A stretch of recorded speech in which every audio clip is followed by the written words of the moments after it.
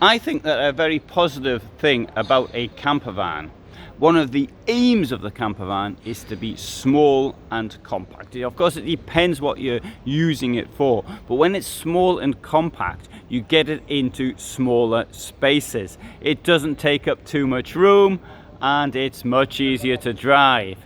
So how about something like this, which is a Dexter 550. This vehicle measures only 548 centimeters, 205 in width and 278 in height. But there's a bad news, it's going to cost over 84,000 euros.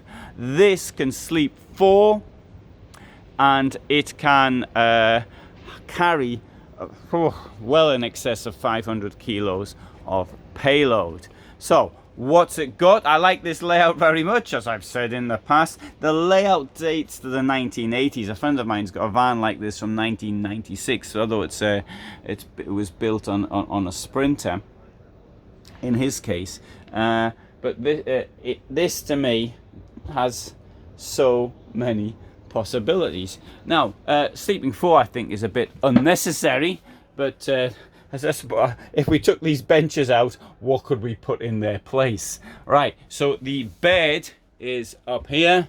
It has a maximum of 200 kilos and it will drop down via a key, which is Heath goes in there, which unfortunately I don't have at the moment, otherwise I'd have shown you how it comes down, and I'll have to do that in a different video. So you want to see the bed come down, I'll have to see that later. You've got USBs, you've got shore power, and right, so you can keep your everything going. Right, so you've got a toilet and a shower here. Now remember, this is under 5.5 meters in length, but you've got this enormous shower for something that's 5.5 meters in length. And of course you might want, before showering, of course you might want to close the door, but then again maybe you don't. Let's stand up. You can see me in the mirror here, and you can see how much space there is above me. Also you can see how much elbow room I've got. It's a pretty big shower.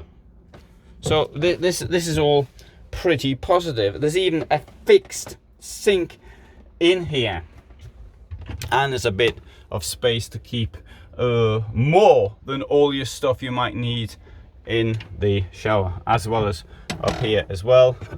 And I suppose this thing here, which appears to be broken, is for towels, I presume. Let's have a look at the tray, which is below the shower tray. Not the shower. Yeah, we'll have a look at the shower tray. This is the duckboard coming up, and this is. I do like to point these things out. So me being effluent and saying great things about a van, but there are some negative things. In this case, it's these drainage holes which are too small.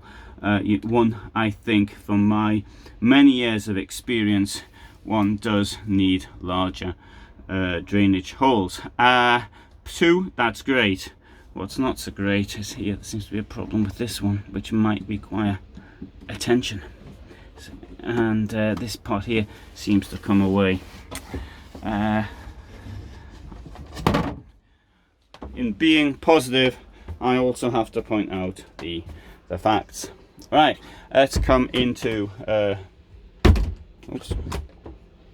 let's come into the kitchen. It's even got three burners. How many camper vans have 3 burners? Not many. You might use 3, but it's got them. And to the side we've got a little sink, once more with a different sized but not domestic sized drainage hole. We've got the same fridge as I've got in my van, same size as well, and for my needs that does me very, very well. If there's 2 of you in there, I suspect it'd be all right. Depends. I mean, the fridge sizes depends on if people want to have cold drinks, and the way of having cold drinks, as far as I can see, is just by rotation. You might keep your drinks in the boot on the garage, and then when you think you might need them, make some space in the fridge and move them into the fridge for a final cooling down before consumption. That's how I see it anyway. rather than keeping them in the fridge all the time. If they don't need to be in the fridge all the time, that is. Oops, I'll close that so it doesn't rattle. I'll close that so it doesn't rattle. And I'll open this so you can see it.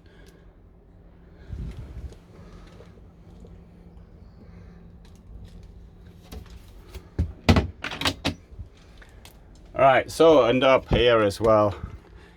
No, I think this is really, really good.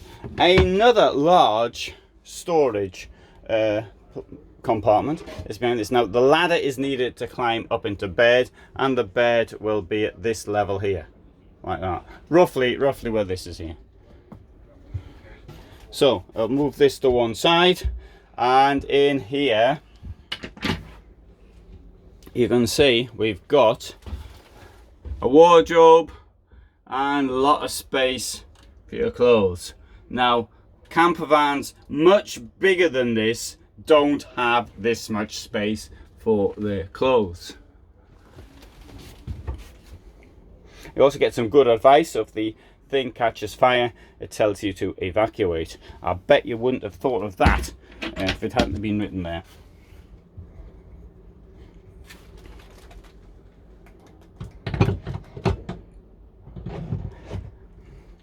Table is pretty large as well, much larger than some vehicles which are bigger than this. You've got additional storage down there, all of this space here.